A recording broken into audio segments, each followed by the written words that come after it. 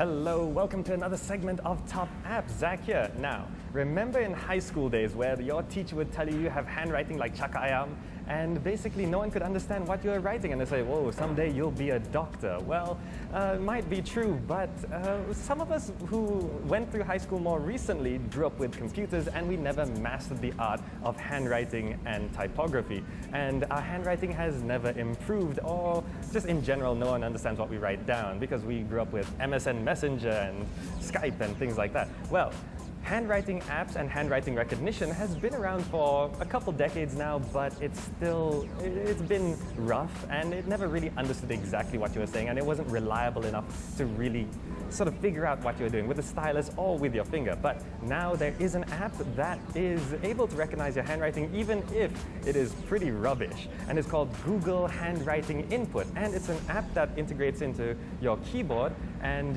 it basically just makes everything much easier, and you can just handwrite, and it's actually really, really good. So let's jump in and see how well it manages to recognize my terrible handwriting.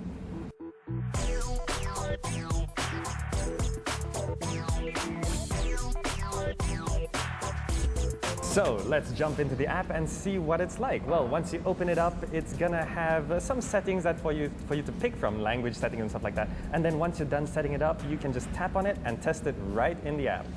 And it works fine. I mean, it's really, really cool. And some really cool features about this is it's not just for English, it does support 80+ languages. Now, it's not as accurate in other languages. Some people have criticized some things like Russian and some sort of weird languages, Hindi as well, things like that. It supports the languages, but it's not as accurate, and writing some symbols, it doesn't always pick it up as well as English does. But it does support Pinyin as well, and also Cantonese and other Chinese dialects like that. So it's really, really cool. But one cool feature of this is it's not just recognizing your handwriting, even if you write really, really, really badly. Like, let me just try write my name here in kindergarten level handwriting. It even recognizes my name, no problem. But it does also recognize emojis. So let's say I want the emoji for a cup of coffee.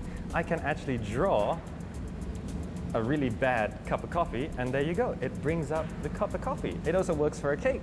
Let's draw the birthday cake. You go, no, the birthday cake, there we go. It's a birthday cake.